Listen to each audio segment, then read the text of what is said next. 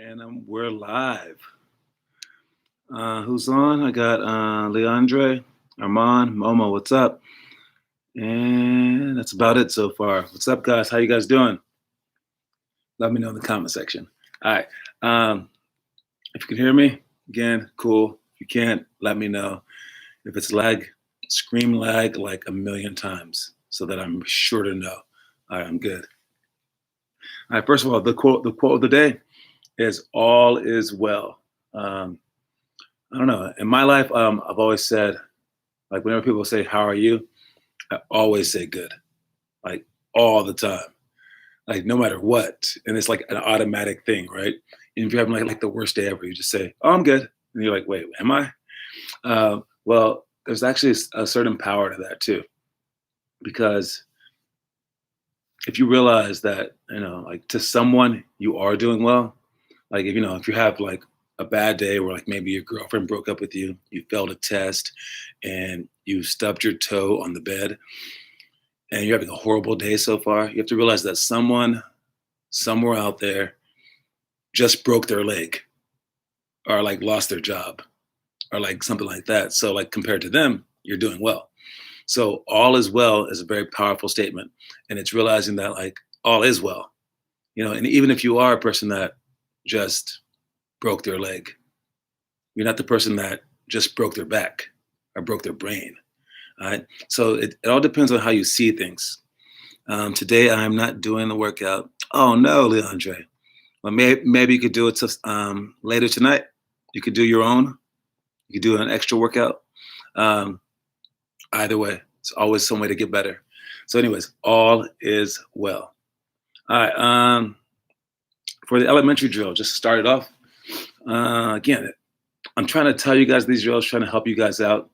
I know it's really hard without a basket, and it's hard without you being here, right? I might try to turn the camera around today so I can show you guys some things at the basket, especially the thing that we're doing later on for the ISO workout. But you just have to want to do these things. All right. It can't just be, you guys are right here watching right now. That's awesome. But now you just have to want to actually get better. So like listen to the words that I'm saying, watch the videos online. We have a lot of resources for you guys. Go out and try the actual moves and make the most of the situation. All right. And I think from working at Armand, I went to his house and worked him out. I realized he's a very good learner from a teacher, but he's not a very good learner from himself. Yes, I'm talking about you, Armand. All right. And what I mean by that is this. He's been on our program for a couple years now, maybe. And every day I practice, when it's like, when we're there as teachers and he's there, I never saw that kid mess up. And if he did, I would correct him and he would get it like that because it was in person. And then we started doing these things, and I figured that Armand was just going. And then I finally went to his house and I worked him out, and he showed me that he didn't know anything. Not anything, but he like forgot a lot of stuff. And it was because he was the one working himself out. And he was the one there to watch himself like mess up or not mess up. And I think for people, like for everyone, you have to be able to see yourself outside of yourself. It's a huge skill. So when Armand had me directing him, I was like, hey, Armand, your foot is wrong. Or hey, Armand, put the ball lower. But when it was just him, obviously, he wasn't saying those things to himself. You should have a constant dialogue with yourself, like talk to yourself and say, like every shot that you shoot, say, where was my hand on that shot? Where was my follow through on that shot? How was this hand doing on that shot? Where was my foot on that shot? Where was my knee on that shot? Where was my elbow on that shot? You must always say those things. And as annoying as that is, it'll make you a greater player. Okay, so throughout all the drills that I say, I can't be your only teacher. You have to teach yourself as well. I don't care what it is. I mean, in life, you have to teach yourself as well. Because if you're helping out your teacher by teaching yourself twice, that's like having two teachers and one is right inside your mind. Then you can start repeating those words that I say all day long. And you can start repeating them to yourself and kind of watch yourself through a mirror. I read about it in a book. I forgot what it was called, but they showed the person actually outside of themselves, watching themselves work at work. And they said that these people who can do that are the most successful people in life. So if you can't see yourself out there on the court and you can't visualize yourself and you only see through your own eyes, you're kind of screwed. So figure that out. All right, first drill is let's talk about this one. One-on-one wing and one-on-one rebound. And I know that we have only one person per court, or like maybe you're home alone, or maybe you have like you and your brother, and you can't really do enough for a drill that has 4 people in it. But I will talk about it right now so that you guys can think about it. So start thinking about this drill. It's one-on-one up top. The ball's up top, and you have someone guarding that person. No steals, no blocks, and it's one dribble pull up. When you're practicing your one dribble pull up, I want you guys to play defense with someone so that your hand is in their face. And if they make or miss it, there's one-on-one from the blocks. So there's 2 people at top on playing one-on-one, and there's 2 people on both blocks, and they will be playing one-on-one, but they don't play one-on-one until the shot goes up. And the way that they start is they crash into each other. All right, they go for the rebound. They try to box each other out. All right, and we do this drill to, one, teach ourselves aggression, so that we can like understand that crashing into each other won't hurt that much. Also, understanding leverage. You want to be on the lower side of it so you can box them out high. Also, be able to grab the ball and rebounds, and also be able to finish. We also teach on the defense how even when they get the ball, you can still wall them up and don't give up on the play and make the shot a really hard shot. Make them shoot the ball with their opposite hand. So if they catch the ball on this side, get on this side so they have to turn around and shoot with the left hand. If they catch the ball on this side and they have the left-handed shot, well, make them shoot with the right hand. So no matter what they want to do, make them shoot the opposite way.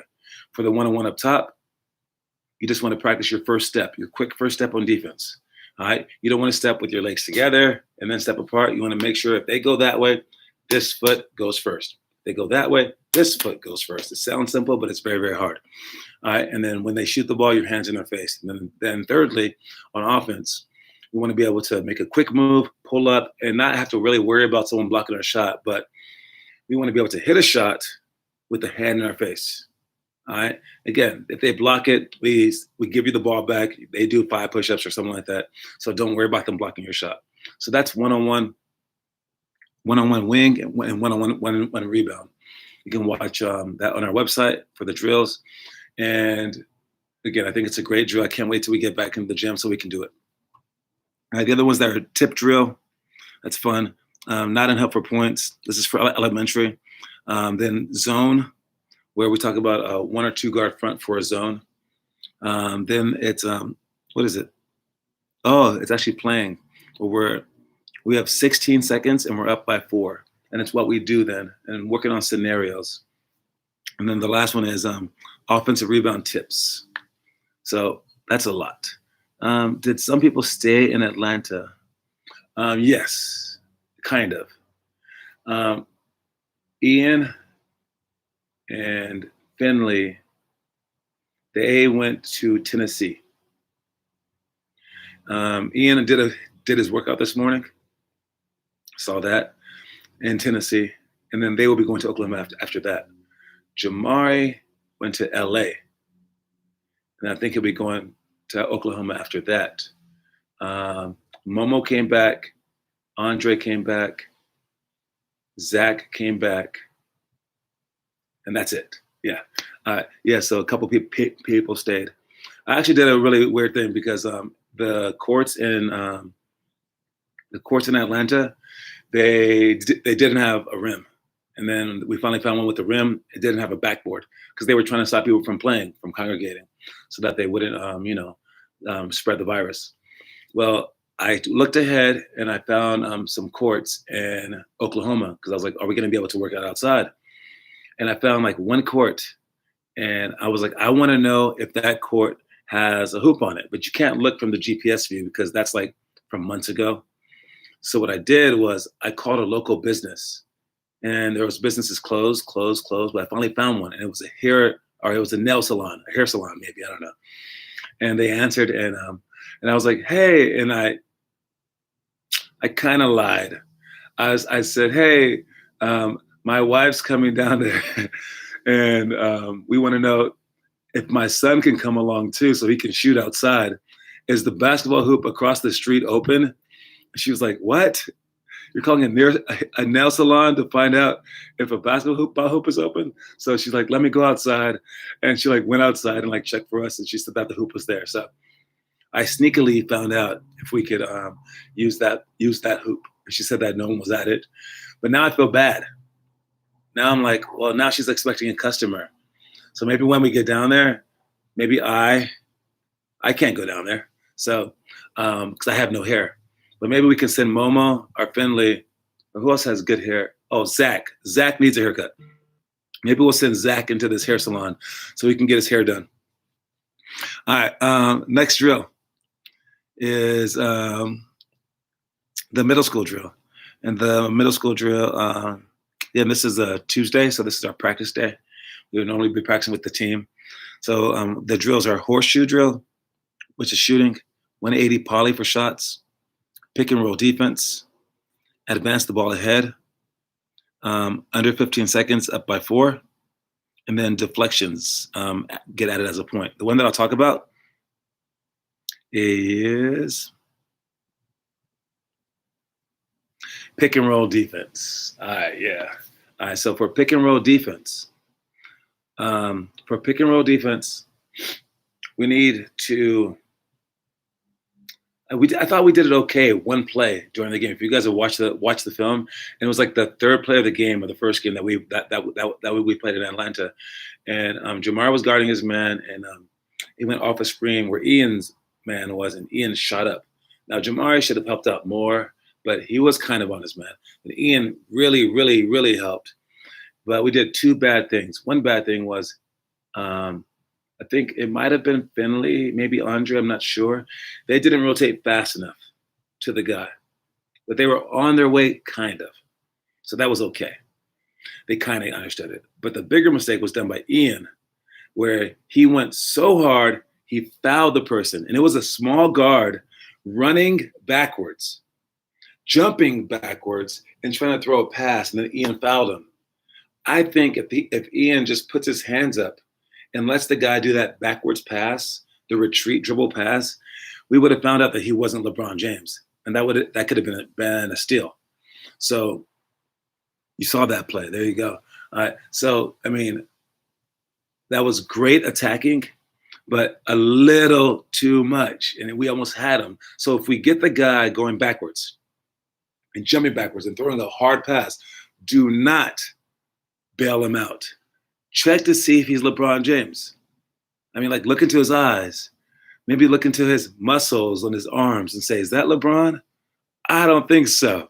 All right. So, like, you just put your hands up and you let them shoot or throw the craziest pass, or what I was going to say was shoot the craziest shots, because that's what I do.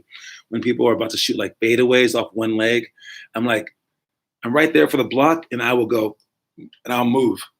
And I won't get the block. I won't care about my stats. My stats, getting the block, just give the ball back to them if it goes out of bounds, or it blocks it right to the guy. Sometimes I can catch it, but like 1 in 10, it goes to my teammate or me.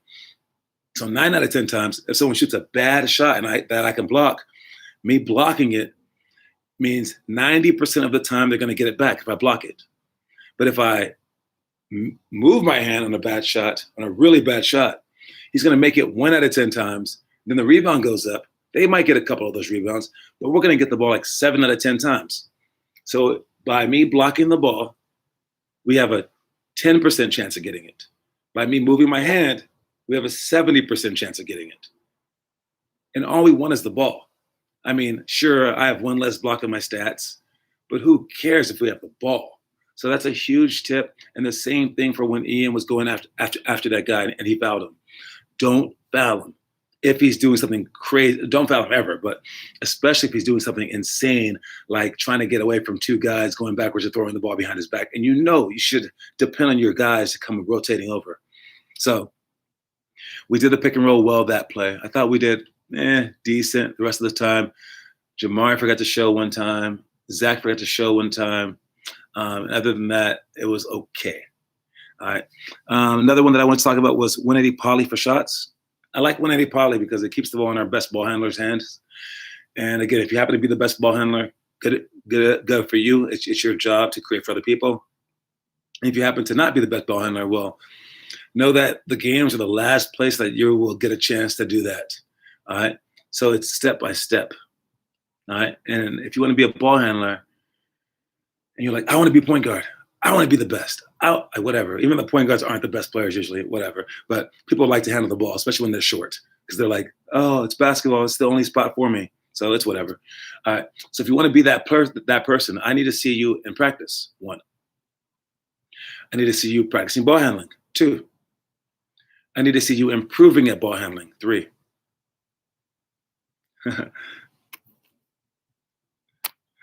That's so funny. All right. I don't know if you guys can hear that, but the lady that answers to this was talking to me. If you guys could hear her talk, let me know. And I can't tell you what her name is because she'll answer, but her name rhymes with Deary or Kiri. You know what I'm talking about. That crazy lady. Anyways, so where was I? All right. So 4, you have to show up to practice and get better. All right. And then 5, you have to do it in open gym where you're handling the ball, successfully doing it. All right. And then after that, you can handle the ball in games. But it has to be you doing it well for us to keep depending on you. That's just how it is. So that process takes a while, and you need to be patient with yourself. And you will get your chances, especially on our team, right? If you complain about I'm not being point guard, I'll throw you out there in a heartbeat. And as soon as you turn over 2 times, I'm like, have you had enough? All right. So know that you will always get your chance, but you only get a chance. You don't get a million chances. All right. So work hard, keep getting better. All right. Next thing is let's go with, see how much time I have here. Good amount of time. All right. Let's go with high school now. For high school, we have our drives and rotations, 180 tangent for shots, down screen, screen away, 3 for layup and shots, 10 seconds with a tie game, and then 10 seconds down by 3 with free throws. Those are all of our drills for today. Oh, a good one is drives and rotations for shots. All right. Again, from the game, let me see, answering a question. I forgot to answer that one. Leandre, how many games did you win? Oh, Leandre, you have not been a part of our program yet. You have not played in that many games. Oh, man, I forgot.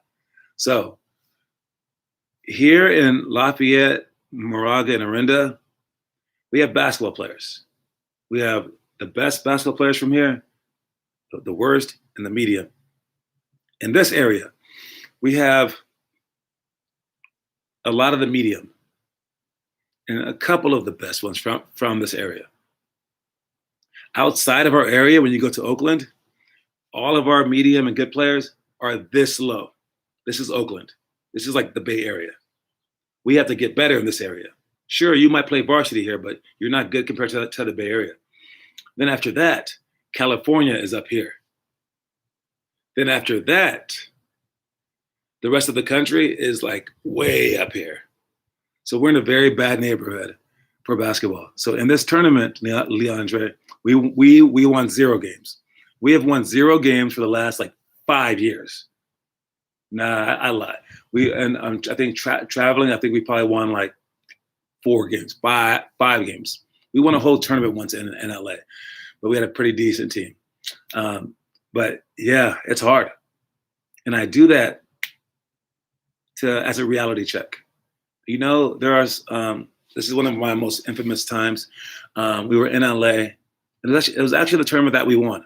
But the first game we lost, and we had a kid on our team from Arizona, and he's like a D1 player, like now actually. But when he played with us, he quit after the first game. And he said, his mom said, these players suck, and why are they even leaving their town? And it was the same way when I was growing up. Bad players who don't have a chance, which is like most players from this area, they don't have a chance to go D1. They don't have a regular chance. And no one will give you a chance on the road.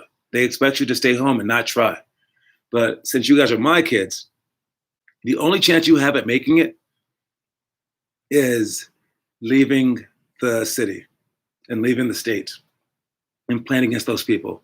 What age group did y'all play in? We played in 9th and 10th grade. So we had 7th, 8th, and 9th graders playing in the 10th grade. There was only one division, so we just played in the top division. But yeah, so that was that, and it's hard. And I would say out of all the teams here, like MVP Flight, ASA, all those teams, they never play in the top division, ever. I watch their tournaments. I watch them. They go out of state. They never do it because they're scared, maybe, or maybe they're scared of what we experienced. Like, I got asked by tube dads, can we play lower? Can we play lower? Can we find lower competition? Can we find worse players to play against? I would never say those words ever in a million years. We weren't even destroyed. I mean, like, Finley was up there dribbling the ball against these guys. It was hard. It was hard. But hey, some people just don't want to challenge themselves. And I think it's a harder thing too, especially when you have your kid coming up to you crying. And you just, like, as a parent, you feel so bad. You're just like, I have to fix it. And the easiest way to fix it is to find easier competition. So I want you guys to not be like that and to expect that. And you guys should want to challenge yourself against the greatest players of all time, against the best, and be excited about it. Got it? 10th grade doesn't sound that bad compared to last year. Yes, you're right. We played against varsity players. You're right. But we did have Aiden. And I know this time we had Jamari, but Aiden's more physical. And we also had Connor, who's also a senior, and we had Ben. So we had a lot bigger players. This year, I think one of our best rebounders was probably Andre. So we were very, very, very small, but we have no older players on our team. So that's what that is. And I still think that I can make you guys into greater players, but you're going to have to be brave. Be brave enough to put yourself out there. Be brave enough to say, I want to play against Steph Curry. Yes. And understand, he's going to kill you at basketball. So you have to say, I'm brave enough to lose by a lot at first. But if I keep doing it a lot, I'll adjust. My body will adjust. And I'm not dogging our girls because girls are girls, but our girls play against the guys and then they go play against the girls. Play against the guys, then they go play against the girls, which makes them a little bit better. But imagine if, I see Jerry in the comment section, imagine if Jerry played against the boys and got his butt kicked. And then to make himself feel better, he played against girls.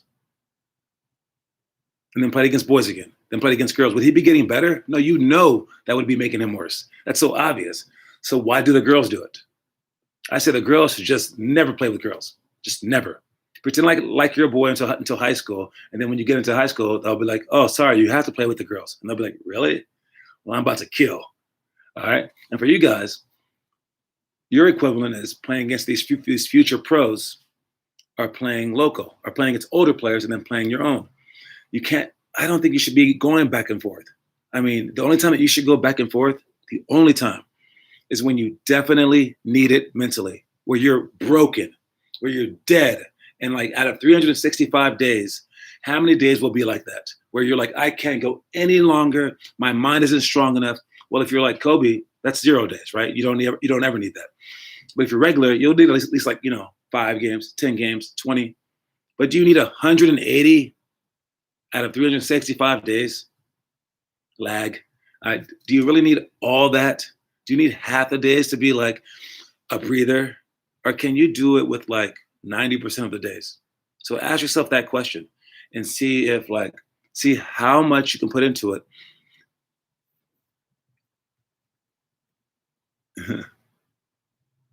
Stream is good. Okay. All right. So you want to ask yourself that question and see how much you can get into it, or how much you can get out of it, and how much you need to rest and how much you can sprint on it. So if the answer is, yeah, John, I can do it all, then go for it. And some days are going to be hard. And I remember when Finley was the best player on our like little fourth grade team back when Gavin wasn't there. Just like Finley, some days those were the hardest games for her because she had like no one to pass to, and she was so frustrated. Some of those games were so hard for her, even harder than playing with the eighth grade boys. It was like crazy because she had to carry so much. I want everyone to experience the worst that basketball has to offer so that when it attacks you, see if you can survive it. All right. Did we film the games at Atlanta? Yes. The game films are on Vimeo. So check our website and check the Twitter feed, and it says full game on it. You can check both games. All right. And again, if you want to be good, if you want to be a strong human being, I say this. Imagine the worst scenario possible, which for me in my life was when they didn't play me. I played zero seconds in games. Those were the worst. And I worked so hard. Is that enough to break you? And if it is, quit. If it isn't, then go for it. I imagine the worst case scenario, maybe like someone punches you in the game. Is that enough to make you go crazy? Or can you be like me in the adult leagues? Someone hits me in the face. A guy hit me in the face and like tried to hit me and like pulled me down. But I wanted to show the refs that I wasn't fighting. So as he's hitting me, I put my hands up and he hit me and I was like, no, I'm not fighting. And we like fell down on the ground and I was like this, trying not to show that I was swinging. And the ref still kicked me out of the game because he saw a fight. It was crazy. And I was like, no, I let him hit me. I shouldn't be out. But he kicked us out. And then they reviewed the tape afterwards to see if I would get kicked out of the next game because it was like the championship. And if you fight, then you're kicked out of 2 games. But they looked at security footage and they saw I never threw a punch. How many of you guys could get hit in the face, put your hands up, not hit him back, and then as he's attacking you, keep your hands up and just let him hit you? I did that because I wanted to play in the next game. That's all I was thinking about was don't hit this guy. But who among you would like go crazy in that situation? All right. Or after the game, I shook his hand because I didn't care. I mean, it'll just heal, not Cam. Anyways, but if you want to be that strong, let me know. If you want to be that strong, say so. And if you do, then don't let anything regular break you. All right. And especially that last group. 5 of you guys in the game played the entire game. There should be nothing outside of that could possibly break you. I don't care if they block your shot every single time. Coach screams at you. You're playing basketball. You're on the court. You have all the chance in the world. All right. The story of the day is your enemies, fate, and even your supporters, all of them, the people against you, your destiny, and even those that like love you, they will question you at your every hardship, at everything that you go through. At everything that you go through, they will question you. And they will say, have you had enough? They will say it in different ways, of course, but they will say, have you had enough? As if what you were going through were torture. All right.